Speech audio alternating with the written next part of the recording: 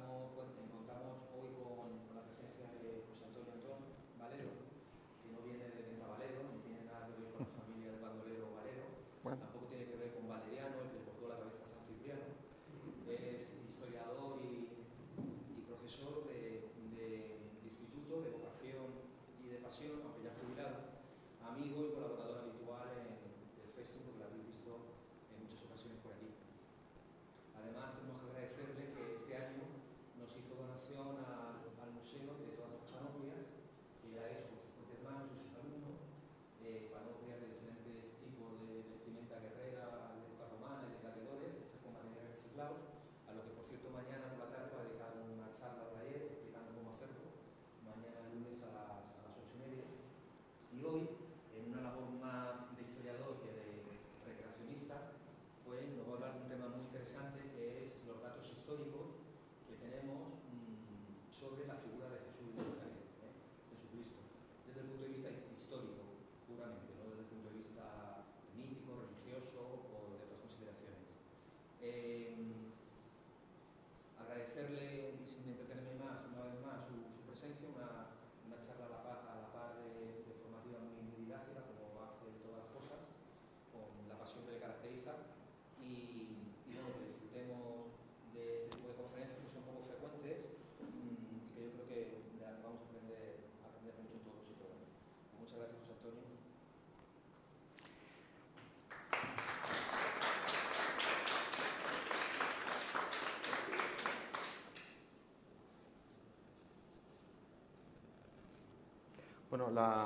Bueno, lo primero, agradecer la invitación, como no podía ser de otra manera, a la organización del Festum.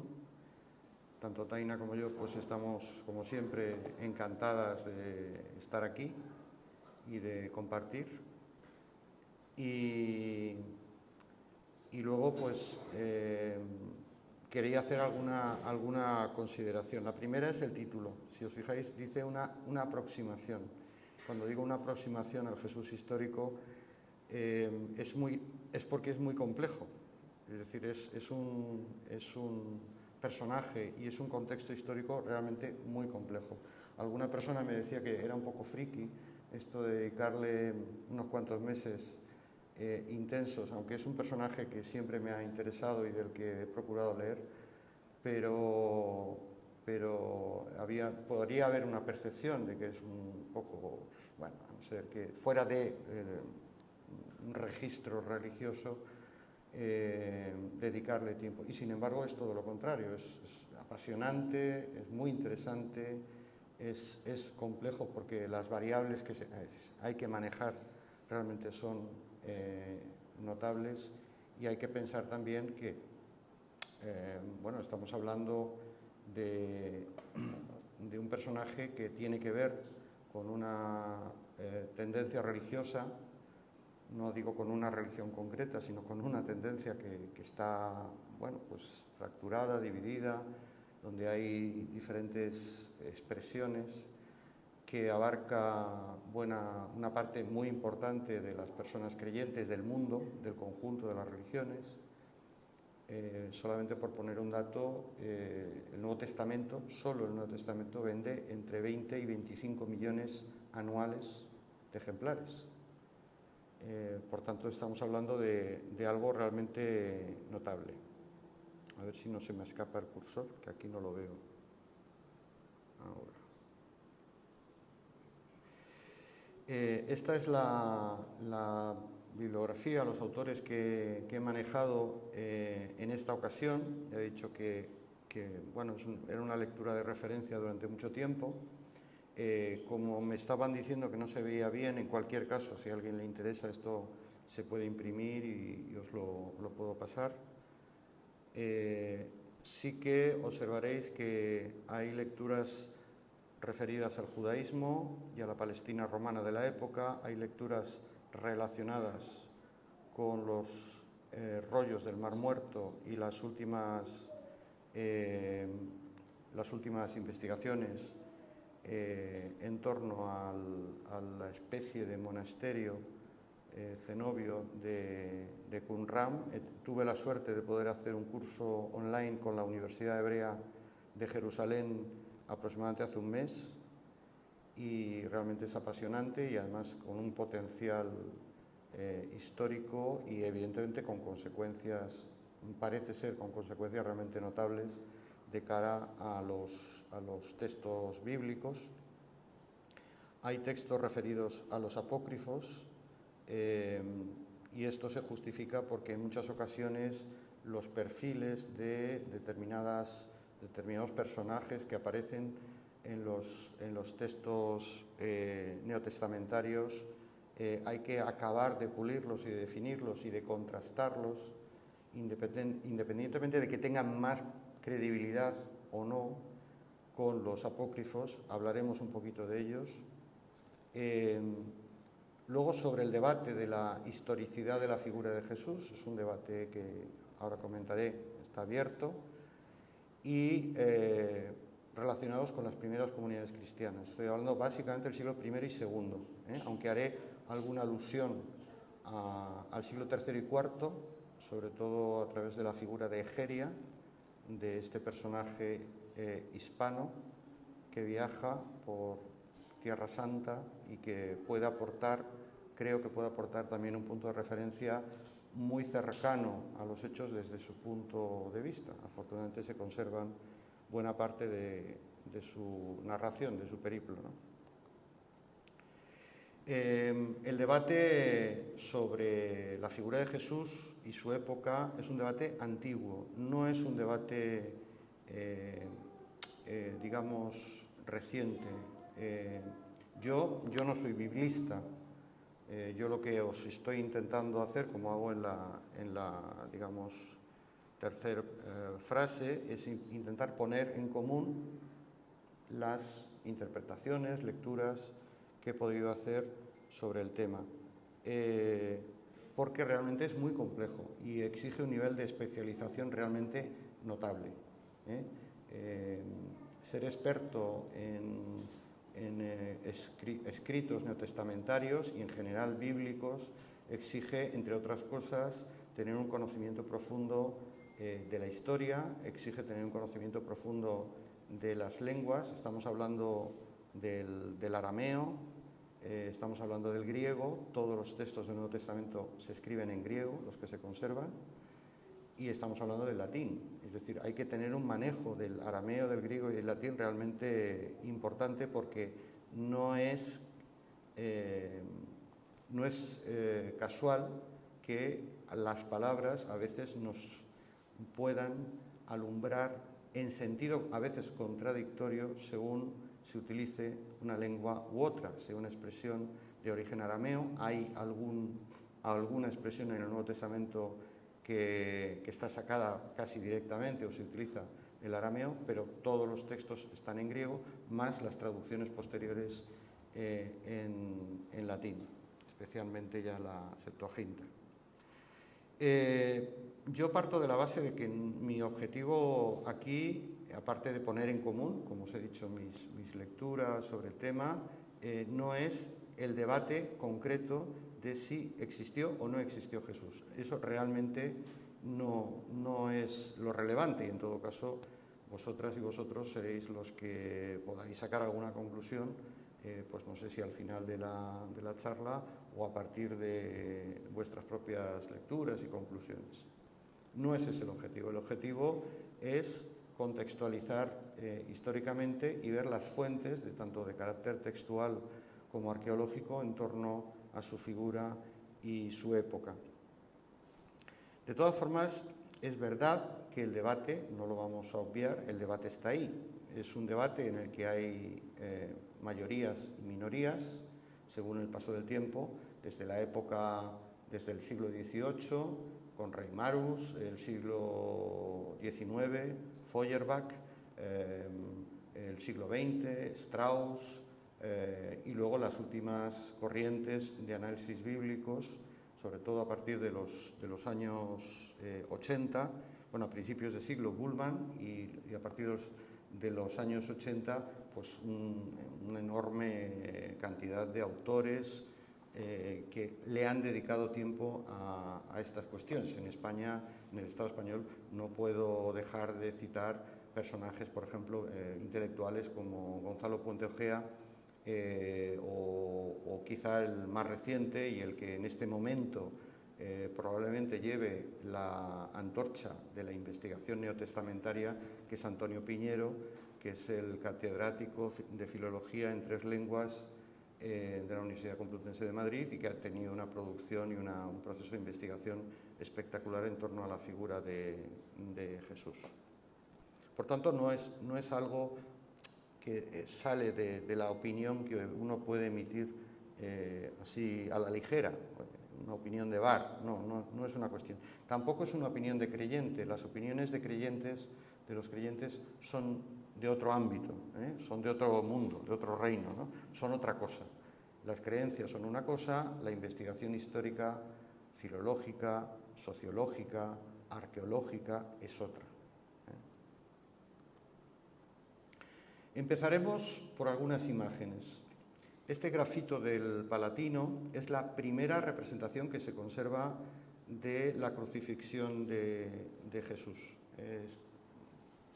La datación está entre el siglo II y III en Roma y la imagen representa de forma satírica a Jesús crucificado, pero con una cabeza de asno. Esto era un tipo de burla que el propio Tertuliano ya corroboraba en el siglo II y III.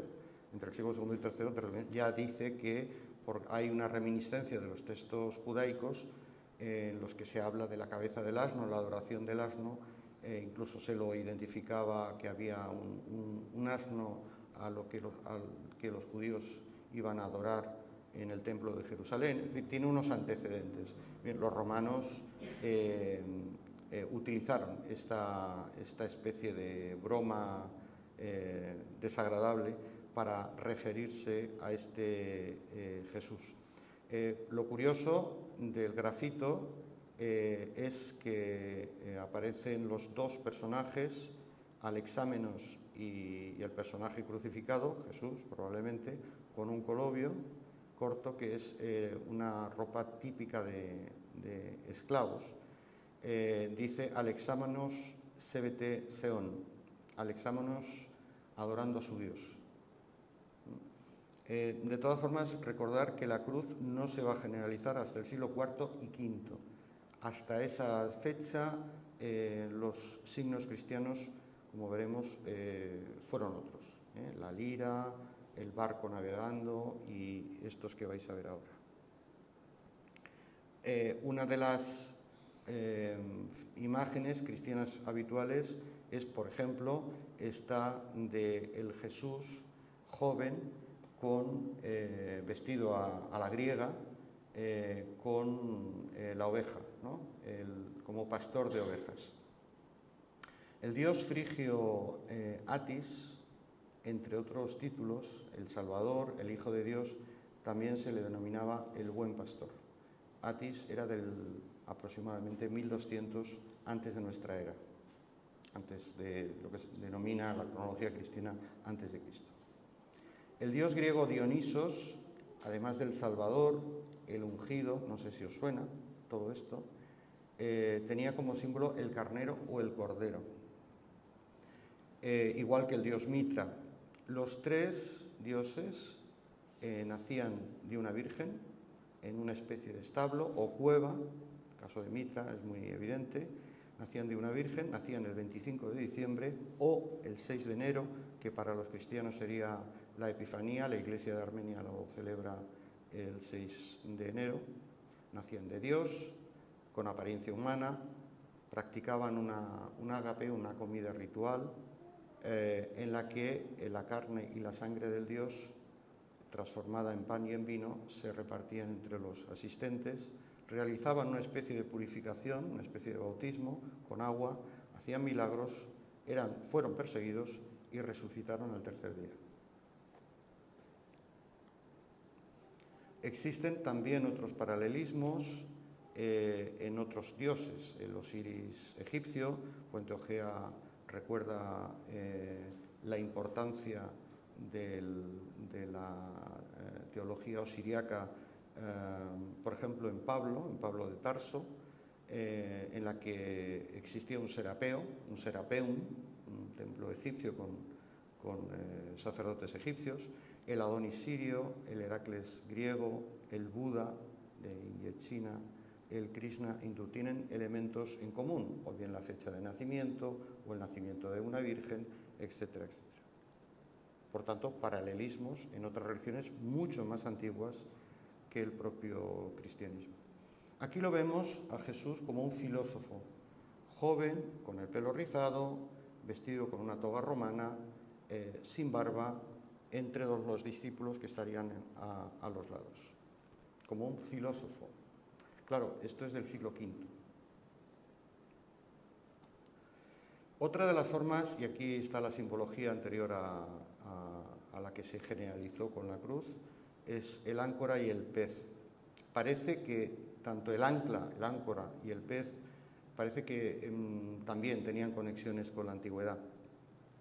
Para los cristianos, o una de las interpretaciones de los cristianos, es que el ancla podía ser una forma velada de mostrar la cruz. Y el pez pues tendría que ver con la idea evangélica del pescador de peces, el pescador de almas. Recordáis que la vesica piscis es la confluencia de dos círculos que crean la imagen de un pez. Esto es muy frecuente en la epigrafía del siglo I, del siglo II, del siglo III.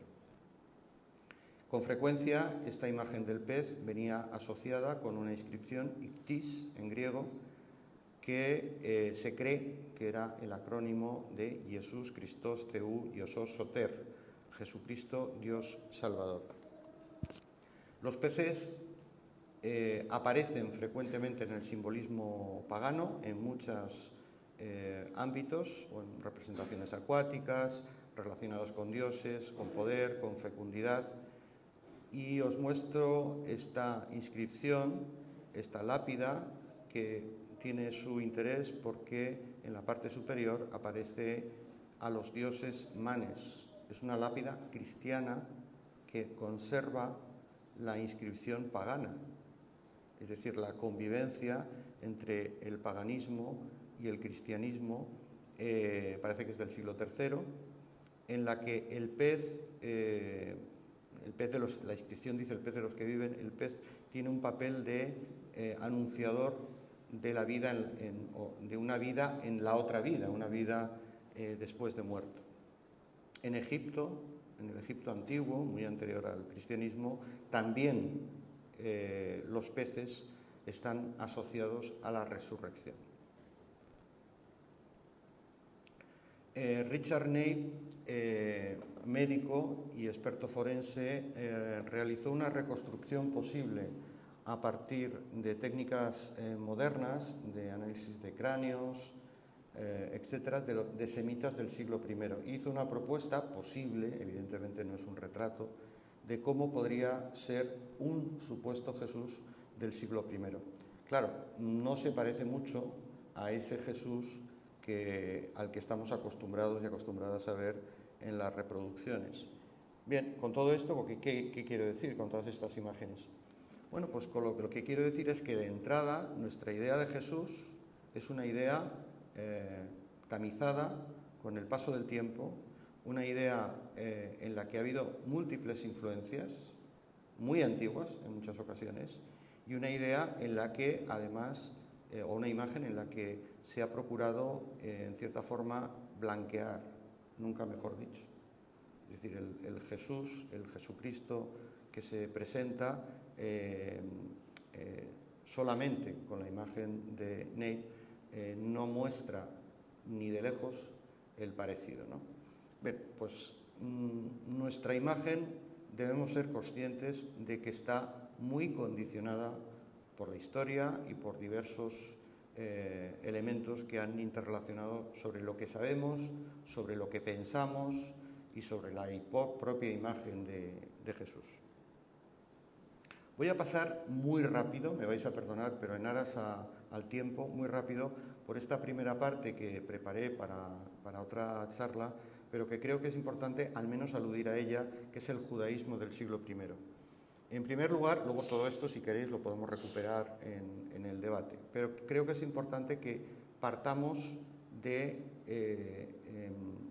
por lo menos, una cierta idea del judaísmo del siglo I, entre otras cosas porque el personaje, Jesús, el héroe, es judío, y no parece que además dejara de serlo en ningún momento, y su entorno de seguidores también son judíos. Por tanto, no podemos dejar de aludir al judaísmo como un elemento fundamental. De hecho, las investigaciones de Qumran van en esa línea, buscar los vínculos, los nexos entre el judaísmo tradicional y lo que después, con el paso del tiempo, se convertiría en una nueva religión cristiana. Todas y todos recordáis los exilios, el exilio babilónico, el más famoso, el de Nabucodonosor, pero en los que hubo muchos a Mesopotamia en diversos momentos, y en los que exiliar a la población pues formaba parte del juego de la guerra. Todas y todas conocéis que el libro sagrado, uno de los libros sagrados del judaísmo, es la Torá. La Torá se convirtió en un elemento de identidad fundamental del pueblo judío hasta el exilio babilónico. Los exilios babilónicos probablemente no tuvieron ese papel, pero en el contexto del exilio sí que sirvió para armar los vínculos, digamos, de ese pueblo judío. La Torá escrita es lo que el cristianismo llama el Pentateuco, y luego ya veréis que hay otra Torá, que es la Torá oral, que es la que interpreta la Torá escrita. El conjunto de los tres grandes grupos de libros, la Torá, los profetas y los escritos, es lo que compone la Biblia hebrea, la Tanaj. Pero hay que decir que la Tanaj, el tercer libro sobre todo, el de escritos, no estaba completo, totalmente compuesto. Había textos, pero no estaba totalmente conformado como lo conocemos hoy en día en el siglo I, en la época de Jesús. Aunque en los evangelios Jesús maneja, en boca de Jesús, se manejan algunos elementos de escritos, sobre todo los salmos. A partir de este momento del exilio van a adquirir un papel fundamental los profetas, especialmente después de la vuelta de Babilonia. Todas y todos conocéis, Jeremías, Zacarías, Ezequiel, Isaías. El segundo Isaías es el que está en su libro, pero que claramente no es atribuible a él o a sus seguidores, sino es posterior. El conjunto de la Torá escrita y la Torá oral compondría lo que sería el derecho judío, es decir, lo que un judío podía o no podía hacer en cualquier aspecto de su vida, no solamente en el religioso. Y es a partir de este momento en el que Judá se convierte en Judea y aparece el nombre propiamente de judío. La vuelta a la tierra prometida, a Palestina, no la realizaron los judíos por decisión propia. Fue el propio rey persa Ciro el que ordenó la vuelta. Es verdad que esa vuelta no fue completa, hubo una parte importante de judíos que se quedaron en Mesopotamia, básicamente porque estaban muy bien instalados y no les hacía ninguna gracia coger un burro y los 4 bártulos y volverse a no se sabe qué, y se queda lo que podríamos llamar la élite, una parte importante de esos escribas y de esos profetas, se quedan en Mesopotamia y van a formar lo que hoy llamaríamos un lobby, el lobby mesopotámico, que luego tendrá una influencia muy importante en los textos hebreos cuando se escriba el Talmud. El Talmud sería una segunda parte de los comentarios a la Torá, junto con la Mishnah es del siglo III, el Talmud es del siglo V, VI. Pues bien, hay un Talmud mesopotámico, y ese es el que escribieron ese lobby mesopotámico de judíos. A partir de la vuelta, después de la destrucción del templo de Salomón, es cuando en el judaísmo se habla de la época del segundo templo. Todos sabéis que un judío básicamente puede ser entendido como un creyente en un solo Dios, monoteísta, en la que su vida en todos los ámbitos está regida por la Torá, en la que tiene que seguir, en el caso de los varones, la práctica de la circuncisión, en la que hay una serie de preceptos en relación al consumo de alimentos, que son los alimentos kosher, y la observancia del Sabbat. Estos serían básicamente los elementos centrales de un buen judío. En el debate sobre si Jesús se separa o no del judaísmo, habría que ver, una de las cosas que hay que tener en cuenta es si ese Jesús que aparece reflejado en los evangelios se separa de estos principios o no. Y hay autores que plantean que sí, y esa sería la idea de una nueva religión, y hay otros autores que consideran que en lo absoluto, que Jesús no creó ninguna nueva religión y que él fue un judío, en todo caso, reformador del judaísmo a lo largo de su vida. Por lo menos esto en el sector de los que consideran efectivamente que es el mayoritario, de que el Jesús histórico sí existió, un Jesús, ¿no? En este periodo del Segundo Templo, sobre todo en la última parte, es cuando van a aparecer lo que hoy llamaremos partidos políticos dentro del judaísmo. Los saduceos, los fariseos, los macabeos o asmoneos, los esenios, los idumeos, los samaritanos, los celotes, los sicarios, de todo tipo. Unos muchos más conservadores, como es el caso de los saduceos, que prácticamente tenían el monopolio del control del templo, y otros, digamos, clase media, más intelectuales, más interpretativos de la palabra, que serían estos fariseos que tan mal parados salen en la inmensa mayoría de los textos testamentarios. Y hay dos judaísmos en los que, de la época de Jesús, vivos. El sacerdotal, liderado por estos saduceos conservadores vinculados al negocio del templo y vinculados a los tetrarcas y a los, autoridades políticas al servicio de Roma cuando llegue, y un judaísmo rural del que provendría la figura de Jesús, que son estos maestros, estos rabinos, que son los que en las pequeñas comunidades rurales pues realizaban los actos básicos de la actividad religiosa judaica, las festividades, el tipo de alimentación y la aceptación o no en la comunidad por impureza. Este va a ser uno de los debates que va a mantenerse en el cristianismo sobre si abrirse o no a los no judíos y por tanto contaminarse, o bien contaminarse por contacto con los no judíos o contaminarse con las costumbres no judías. Y esto lo decidían los rabinos. Por cierto, dentro de la costumbre rabínica de la época estaba el casarse, estar casado y tener pareja. Lo digo por aquello de María Magdalena. La llegada de los griegos con Alejandro Magno dividirá dos áreas griegas, dos áreas de influencia al norte y al sur de la Palestina judía. La que gobernaba desde Egipto, la tolemaica, y la que gobernaba desde Siria, la selyúcida.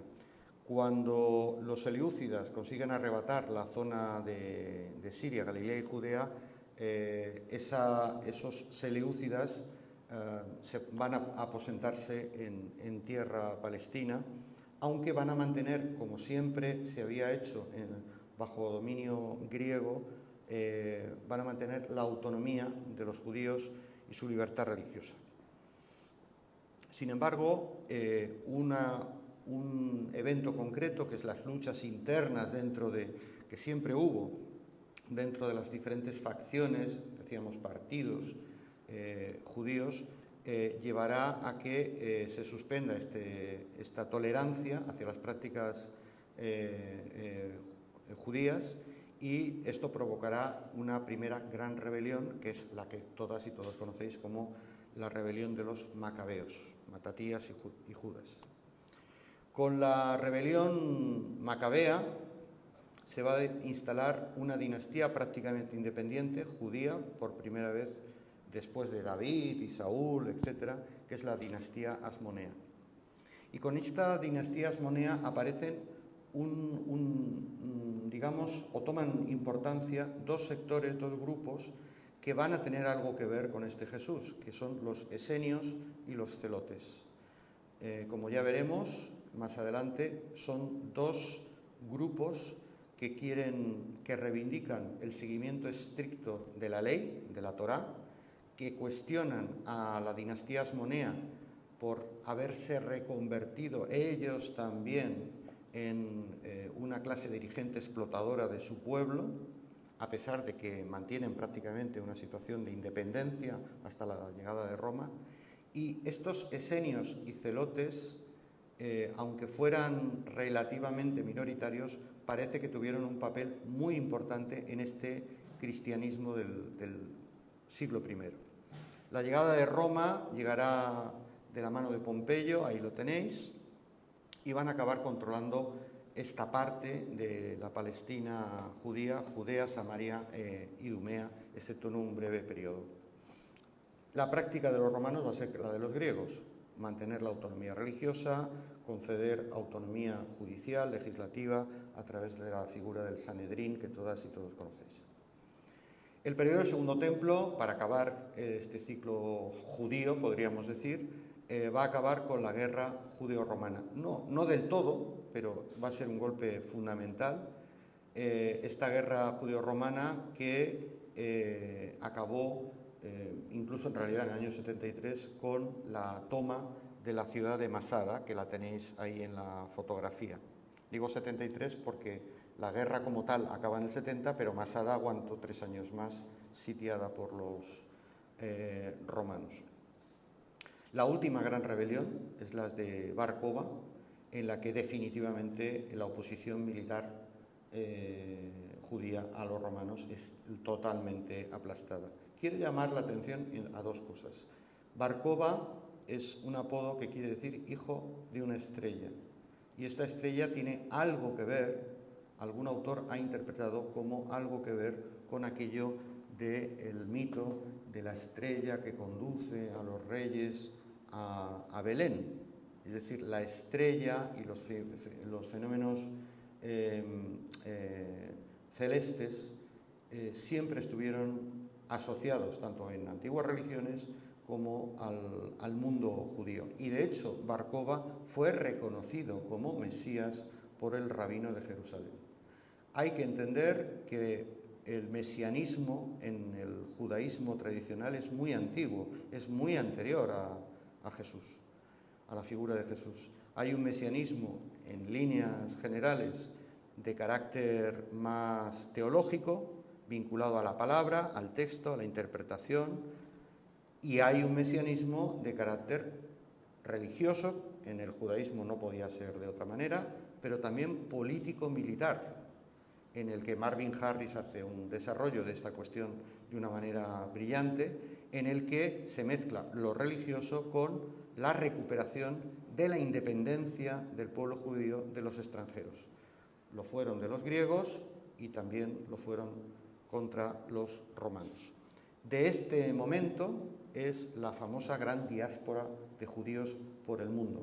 Y de este momento es el cataclismo, digamos, del judaísmo sacerdotal tradicional vinculado al templo. Porque en la primera guerra judía el templo de Jerusalén, el segundo templo, fue totalmente destruido. Solo queda, como todas y todos sabéis, el Muro de las Lamentaciones, que es prácticamente la plataforma, una parte de la plataforma del templo.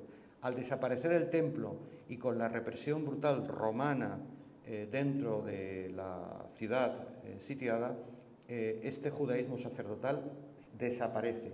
Y es a partir de aquí, a partir del siglo II y sobre todo el siglo III, cuando se puede hablar ya propiamente del judaísmo rabínico, que es el judaísmo actual. Es decir, el que ya no está ligado al templo, sino a comunidades judías en torno a las sinagogas y en torno a la interpretación de la palabra. Jesús, en el contexto de Jesús, no es el de la destrucción del templo. El templo no se va a destruir hasta el año 70, pero sí que recoge su época la enorme tensión que se vive entre los judíos con respecto a los romanos, no solo por razones religiosas, sino por razones de carácter, como Harris demuestra, de carácter colonial. Lo que había era una conquista colonial romana del territorio, como lo tenía en otras zonas del imperio. Bien, este sería un esquema que nos vamos a saltar de la época herodiana. Y por último, para llegar a Herodes, deciros que Pompeyo, los romanos, apoyados primero en Juan Hircano II y luego en su primer ministro, Antípatro, acabará, el único hijo que le sobrevive, a Herodes, cediéndole el título de rey de los judíos. Rey títere, un rey teledirigido por los romanos. Herodes el Grande. Todas y todos recordáis las reformas de Herodes el Grande del templo hasta su destrucción y el reparto de Herodes el Grande entre sus tres hijos. En la primera parte, el de Judea, Samaria y Idumea, tiene interés porque Arquelao duró muy poco tiempo, apenas 2 años, aproximadamente unos 2 años, poco más de 2 años. Fue depuesto por Roma y ocupado, como os decía anteriormente, por líderes romanos, por procuradores romanos en la región. Y esto lo digo porque, aunque se mantuvo una cierta independencia, ya digo, apadrinada por Roma, por parte de Herodes Antipas, Galilea y Perea, y por parte de Herodes Filipo, el resto de las regiones, Gaulanítide, Batanea, Traconítide, Auranítide, sin embargo, Judea estaba bajo control romano. Por tanto, esa historia que es parte de una de las grandes contradicciones de los evangelios, de que Jesús tiene que bajar a Belén para el censo porque José es de origen davídico, de la casa de David, y es ahí donde se tiene que censar, etc., no tiene ningún sentido. Porque Judea estaba bajo control romano, pero ellos estaban en Galilea, y Galilea estaba bajo control de Herodes Antipas, que hacía su propio censo. No había ninguna necesidad de viajar allí. Como veréis, eso, como tantas otras cosas en los evangelios, se va a cambiar para amoldarlo a las profecías del judaísmo. Entramos en la arqueología textual. Esto sí que lo voy a tener que leer porque tenemos que ir al texto. Dice Flavio Josefo, que a estas alturas supongo que todas y todos conocéis, un historiador judío-romano, fundamental para conocer la época, dice, el sumo en Antigüedades de los judíos, o Antigüedades judías, el sumo sacerdote Anano trajo ante él a Santiago, hermano de Jesús, llamado el Mesías. Josefo no era cristiano, es más, era muy crítico con los cristianos. Sin embargo, habla de Santiago como el hermano de Jesús. Esta es una de las pruebas que se utilizan para poder demostrar la existencia de Jesús, porque se habla de su hermano.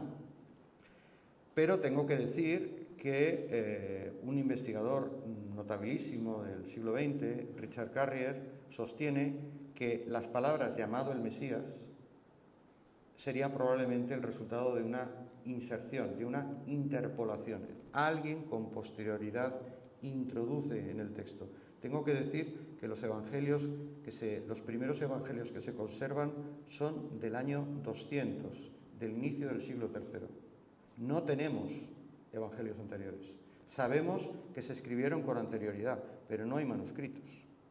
Por tanto, entre el año 51 aproximadamente, en el que Pablo escribe Tesalonicenses 1, y el año 200, no sabemos qué pasó. Lo que pasó, en todo caso, fue que se escribieron, copiaron, se volvieron a copiar, y en todo ese proceso, durante casi 150 años, hubo interpolaciones, hubo reinterpretaciones, hubo añadidos, hubo eliminaciones de texto.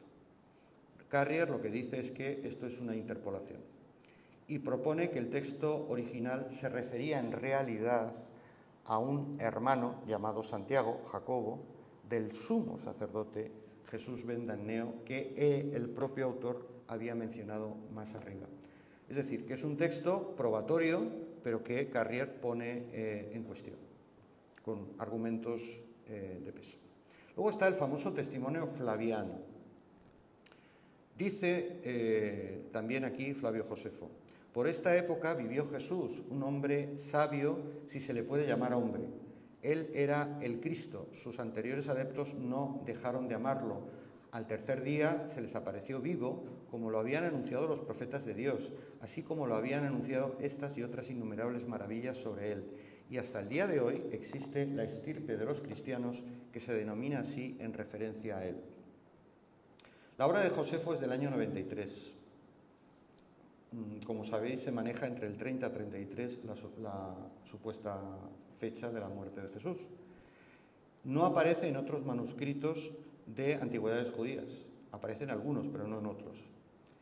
No fue citado en el siglo III por Orígenes, que es un autor fundamental del cristianismo, que conocía a Josefo y que sabía que Josefo no aceptaba a Jesús como Cristo. Fijaros el tono del texto.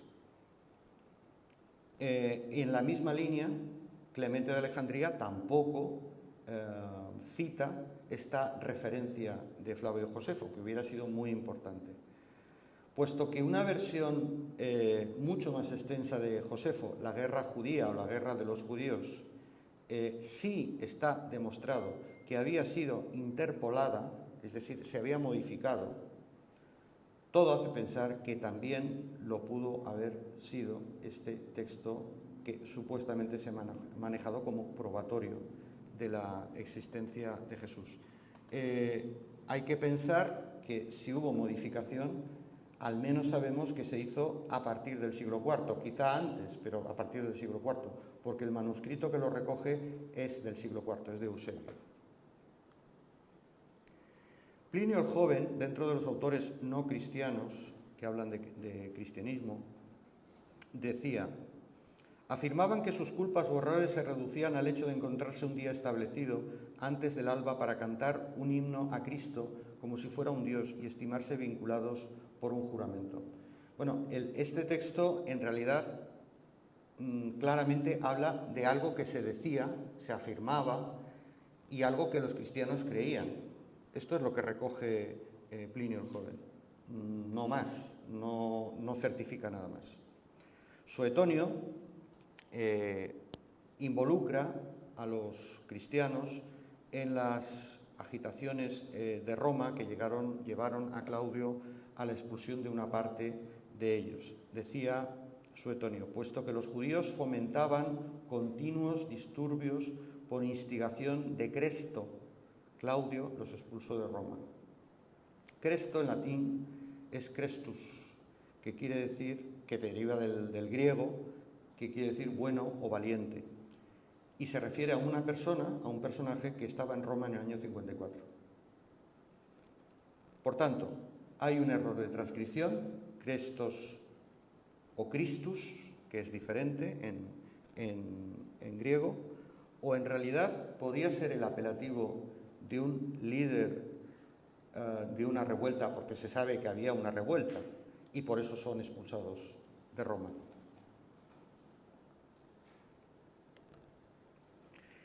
Tácito también dice en Anales: este nombre de cristianos viene de Cristo, que fue ejecutado durante el reinado de Tiberio por el procurador de Judea, Poncio Pilato. Tácito, de nuevo, ¿está reproduciendo algo que le han dicho? ¿O tiene documentación? No lo sabemos. Lo cierto es que se equivoca porque Pilato le pone el cargo de procurador y era prefecto, eran prefectos. Antes he dicho yo procurador, son prefectos. Es raro que un historiador como Tácito se equivoque en un dato como este. Por tanto, podría haberse vuelto a reproducir aquello de que se decía y este historiador lo recoge. También hay autores que consideran sencillamente que es también una interpolación. Tengo que decir con toda claridad que los investigadores neotestamentarios están acostumbradísimos a las interpolaciones en los textos evangélicos. El problema de este texto de Tácito es que no es comprobable, como en el caso anterior, porque solo queda un texto, solo queda un manuscrito. Claro, si no hay dos, no podemos comparar si estaba o no estaba. Y también Tácito dice, Nerón atribuyó la culpa a una clase odiada por sus abominaciones llamadas cristianos, aquello de la acusación de Nerón del incendio de Roma. Bueno, en realidad lo que me interesa, aparte de esta acusación, que bueno, que es genérica, los cristianos estaban allí y los acusó, hay diversas interpretaciones de realmente quién fue y por qué motivos se produjo el incendio, pero lo que quiero señalar con esto que es que en el contexto de estas acusaciones a los cristianos por parte de Nerón y otros, lo que hay es una lucha soterrada dentro de las primeras comunidades que podríamos llamar judeocristianas. Empezando por el primer mártir reconocido, que es Esteban. Esteban pertenecía, está recogido en Hechos de los Apóstoles, pertenecía a ese sector más abierto que al que podríamos ascribir a Pablo de Tarso, los judeohelenistas, más abierto hacia la introducción de paganos, o sea, de gente que venía fuera del judaísmo, a la nueva religión. Sabemos por los textos evangélicos que hay una primera reunión muy dura, enfrentada entre Pablo, Santiago y Pedro en Jerusalén. Sabemos que Simón el Mago, poco después, está en Roma. Simón el Mago es un cristiano que dice tener poderes especiales y que, según los textos apócrifos, llega incluso a retar a Pedro, cuando ha llegado a Roma, por ver quién hacía el milagro más espectacular. Simón el Mago acabó con la pierna rota porque se lanzó intentando volar desde un templo romano. Para los ortodoxos, digamos, eso fue prueba de que en realidad Pedro era el que tenía el soporte del Señor. Luego hay otra reunión que está también recogida en Hechos y en Pablo, en Gálatas, que es el Concilio de Jerusalén. Allí tratan de poner paz por los enfrentamientos entre el sector judeo-cristiano, es decir, los vinculados al judaísmo, y los judeo-helenistas, los que quieren atraerse a los sectores no judíos a esta nueva tendencia judeo-cristiana. Podría ser que esta expulsión que se va a hacer de algunos sectores judíos de Roma y los enfrentamientos recurrentes con los judíos, podría ser que esto tuviera algo que ver entre los enfrentamientos entre los seguidores de Pablo y los seguidores de Santiago y Pedro. Pedro le manda primero a Antioquía y luego a Roma. No está muy claro si estuvo o no estuvo, pero bueno, en principio se considera que fue ajusticiado allí. Podría que ver con un enfrentamiento entre estos dos sectores, que sí sabemos tanto por apócrifos como por hechos y por el propio Pablo, que existían dentro de este judeocristianismo de la primera época. Todo ello en una cronología, si os fijáis, que va a acabar en muy poco tiempo en la guerra judeo-romana. Lo que quiero decir con todo ello es que las tensiones internas de estos judeocristianos eran muy evidentes, muy palpables, en un contexto en el que Roma cada vez tenía más problemas con los judíos. A veces sin saber distinguir muy bien judío o de judeocristiano. Pablo de Tarso, también en otro texto, habla de, en su primera visita a Jerusalén, no vi a ninguno de los apóstoles, sino a Santiago, el hermano del Señor. Este es un argumento probatorio, por ejemplo, en el caso de Antonio Piñero, de la existencia de Jesús, precisamente porque habla de Santiago como el hermano del Señor. Y en la segunda encuentro, en el Concilio de Jerusalén, reconociendo la gracia que me había sido dada a Pablo, Santiago, Pedro y Juan nos dieron la mano a mí y a Bernabé. Del conflicto ya os he hablado. Lo cierto es que Pablo que se considera como apóstol, en realidad no fue seguidor en vida de Jesús, no lo conoció, no le prestan atención en sus cartas. Sabéis que de las 14, solo 7 son atribuibles a Pablo, las otras 7 claramente no son paulinas, serán de sus seguidores. Esto también es muy frecuente en los textos evangélicos. Solo le interesa básicamente la muerte y la resurrección porque su teología está centrada en la salvación de judíos y no judíos por la intercesión de este Jesús Mesías que en la segunda venida vendrá a salvar a la humanidad. Pablo era fariseo. Pablo mantuvo unas pésimas relaciones durante toda su vida con las iglesias de Judea, representadas por Santiago y en parte también por Pedro, la famosa disputa entre Pablo y Pedro en Antioquía, si no recuerdo mal. Y esto en un contexto en que las diferentes comunidades cristianas, las diferentes eclesia, asambleas, iglesias, están pugnando también por ver quién es la que lidera el movimiento.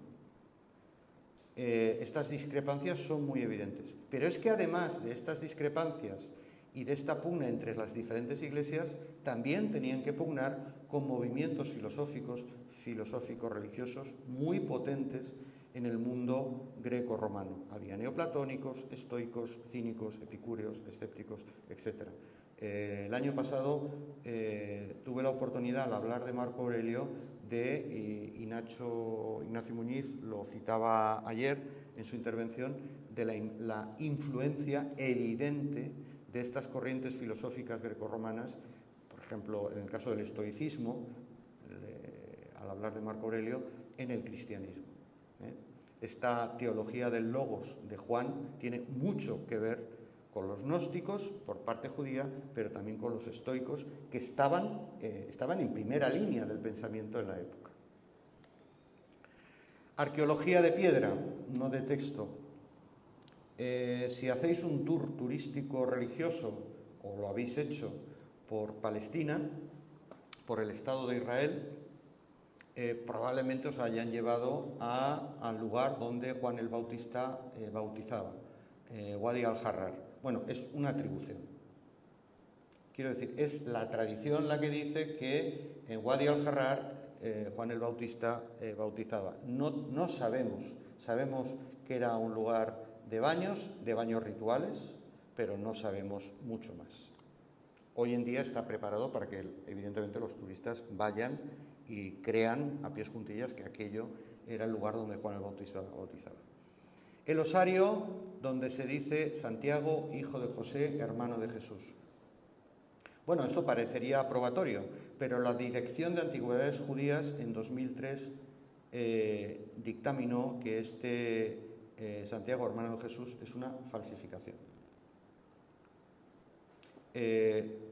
La existencia del osario se hizo pública, yo guardo hasta el periódico donde se publicó en el 2002 a bombo y platillo, fue espectacular, por eso la Dirección de Antigüedades de Israel se metió a fondo y descubrió que la inscripción era falsa. El otro osario, José, hijo de Caifás, demostraría la existencia de Caifás, que forma parte del juicio, el juicio judío, antes del juicio romano de Pilato. Podría encajar en la descripción que el propio Flavio Josefo hace de él, porque dice: depuso del cargo de sumo sacerdote a Josefo, de sobrenombre Caifás, y nombró en su lugar a Jonatás, hijo de Anán, que también había sido sumo sacerdote. Podría ser, efectivamente, encaja con lo que dice Josefo en el nombre. No se ha detectado ninguna falsificación. Lo que sí que resulta ya un poco excesivo es que cuando en los años 70 se descubre una casa sacerdotal en el suroeste de Jerusalén, inmediatamente se consideró que era al lado del Palacio de Herodes, que era el famoso edificio en el que se había juzgado, Caifás había juzgado a Jesús. Esto ya es una atribución. Hay una descripción de Poncio Pilato, no me voy a detener mucho porque la descripción está ahí. Se oyó en Cesarea con motivo de la construcción de un edificio dedicado a Tiberio y efectivamente pone Pilato. O sea que Pilato evidentemente existió. Ahora bien, lo que sí que me interesa señalar es que en el Nuevo Testamento, que se escribe, insisto, a finales del siglo I, pensar que los textos atribuidos a los evangelistas, excepto las cartas de Pablo, que se empiezan a escribir en torno al año 51, ya se escriben en el año 80, 90 y 100 aproximadamente. El que quiera la cronología más exacta de las últimas investigaciones se la puedo dar. Lo que sí que es interesante es que esos evangelios reflejan un Pilato, un prefecto romano que duda, que casi está a favor de Jesús. Cuando eso no encaja para nada, ni de lo que dice Josefo de Pilato, ni de lo que dicen otros autores como Filón de Alejandría. Pilato era una bestia parda, sin duda alguna, como no podía ser de otra manera, tratándose de un prefecto romano. Por tanto, ¿por qué dar esa imagen benefactora de los romanos en ese final del siglo I, principios del siglo II? Porque los evangelios, en su 80% de contenido, son paulinos, siguen la línea teológica de Pablo, es decir, las de los judeohelenistas, frente a los judeocristianos vinculados al judaísmo tradicional.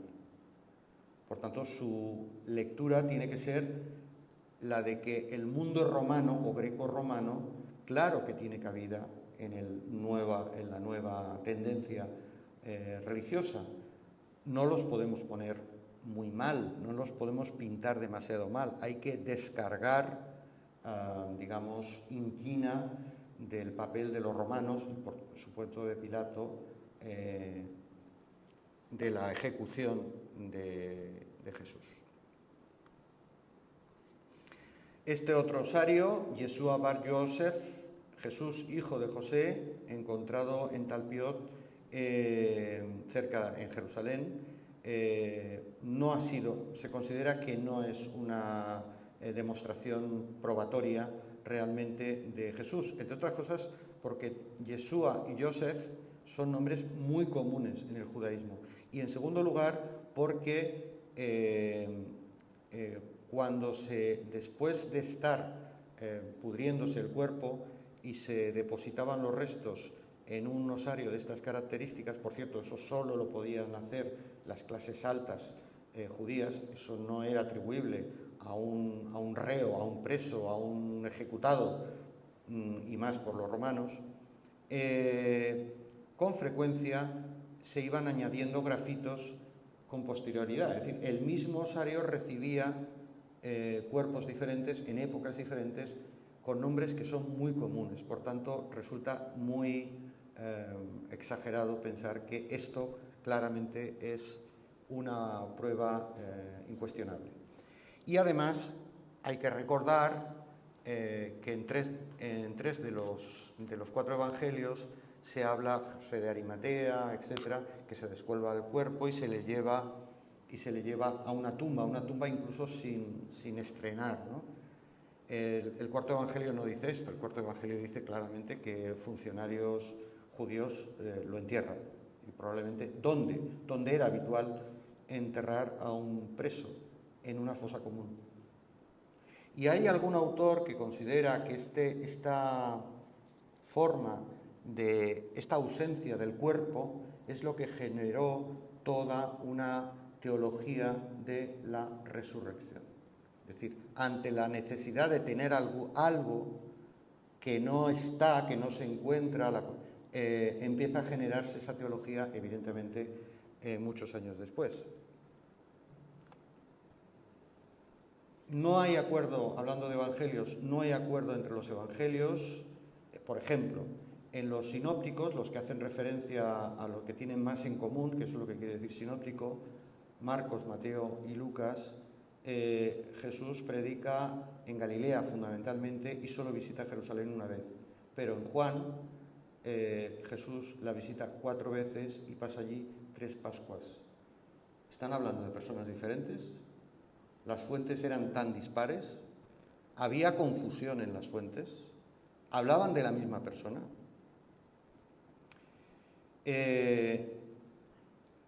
Y luego, en relación a los milagros, que este es un tema también muy recurrente, los milagros en los sinópticos están en torno a 45. Hay autores que lo elevan a 58 y otros que lo reducen a 27. Esto tiene que ver con que los textos sinópticos cuenten los milagros con nombres y apellidos, o también los milagros genéricos. En los evangelios, como todas y todos conocéis, hay ocasiones donde se habla de que Jesús hizo milagros. No se dice cuáles, ni a quién, ni de qué manera.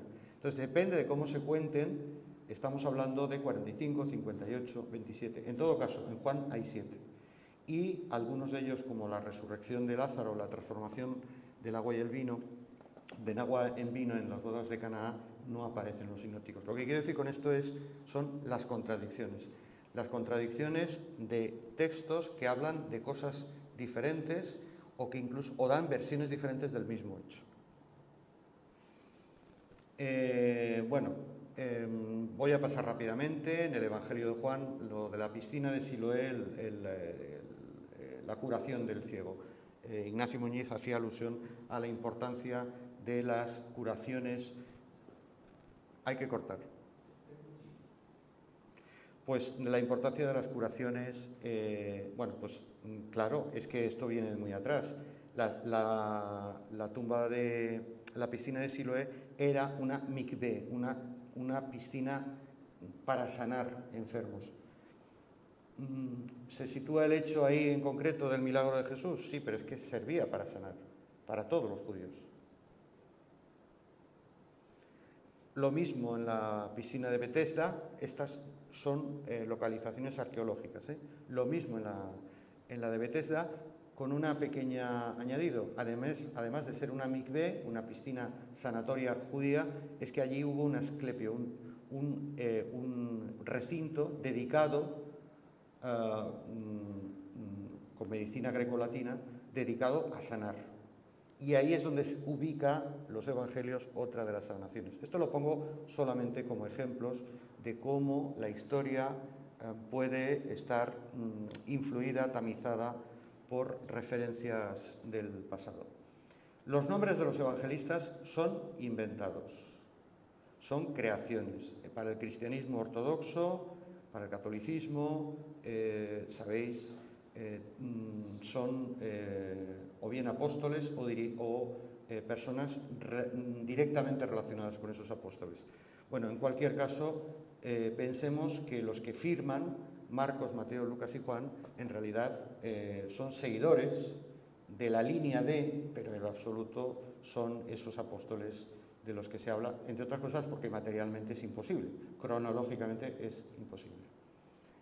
De lo que estamos hablando en realidad son de fuentes escritas en griego con posterioridad, entre el siglo I y II, de grupos judeocristianos que están en pugna por la hegemonía sobre los otros grupos. Tened en cuenta que no va a ser hasta el siglo III prácticamente que se empiece a plantear que esa hegemonía la sostenga Roma, es decir, los padres de la Iglesia, Tertuliano, el propio Cipriano, son de los que primero hablan de que es Roma, el obispo de Roma, el que debe tener esa hegemonía. Hasta ese momento, los obispos, máximas autoridades de las comunidades cristianas, tienen una autonomía prácticamente plena y además pugnan entre sí Éfeso, Alejandría, Jerusalén, Antioquía, por ser la más importante.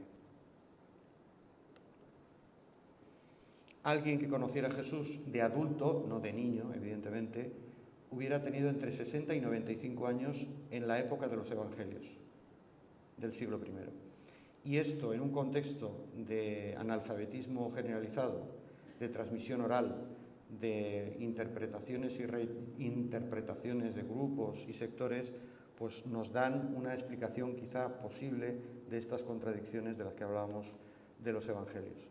Y para acabar, tenía mucho más que contaros, pero da igual, no importa. deciros algo que es muy importante, sobre todo para las personas que manejéis textos evangélicos. En primer lugar, la inmensa mayoría del mundo católico maneja traducciones protestantes, especialmente del Instituto Münster, que desde los años 80 viene haciendo un trabajo de investigación y publicación, la inmensa mayoría. Y segundo, las investigaciones histórico-arqueológicas, por ejemplo, las de Antonio Piñero a la izquierda sobre la datación de la documentación evangélica, es una, y la datación, tenéis una cronología de un Nuevo Testamento al uso. Yo he manejado básicamente dos, una de publicación española y otra de publicación norteamericana. En el mundo anglosajón, los estudios bíblicos son muy importantes, seguramente de los que más. No coinciden, no en mis publicaciones, no en las publicaciones que yo he manejado del Nuevo Testamento, en general. O dicho de otra manera, el mundo que está vinculado a la doctrina y a la teología, digamos, excepto en algunos casos, evidentemente, maneja datos, o mejor dicho, no recoge datos histórico-arqueológicos que los investigadores sí manejan, y se producen contradicciones impresionantes, ¿no? Estamos hablando solamente en cronología, estamos hablando de evangelios en los que las diferencias cronológicas van de 50, 70, 80 años. Claro, esto en historia es muy importante. Y lo voy a dejar ahí porque iba a seguir hablando un poquito de los evangelios y del viaje de Egeria, pero en todo caso, para quien le interese, el viaje de Egeria está publicado. Egeria fue una viajera gallega, de Gallaecia. Gallaecia era más amplio que Galicia, que viaja después que Helena, la madre de Constantino, a Tierra Santa, digamos, y visita los lugares sagrados a finales, en el último tercio del siglo IV. Muy interesante que leáis lo que Egeria vio en Tierra Santa, qué es lo que había a finales del siglo IV de cristiano y cómo se podía interpretar. Estoy hablando del Lignum Crucis, del Mandilión o la Sábana Santa, etc. ¿Qué es lo que había de verdad? Y si ella encontró algo. La casa de María, la casa de María Magdalena, etc. ¿Qué es lo que encontró? Bueno, lo dejo ahí porque es Egeria la que os tiene que responder. Lo que vio, Egeria tiene una virtud en su libro de viajes, y es que habla para sus amigas. No estaba dando una conferencia ni tenía que rendir cuentas a nadie. Por tanto, contaba lo que veía en el año 381, 82. Y claro, es muy interesante que alguien del 381-82 te diga realmente lo que había, y os llevaríais alguna sorpresa. Bueno, lo dejamos ahí.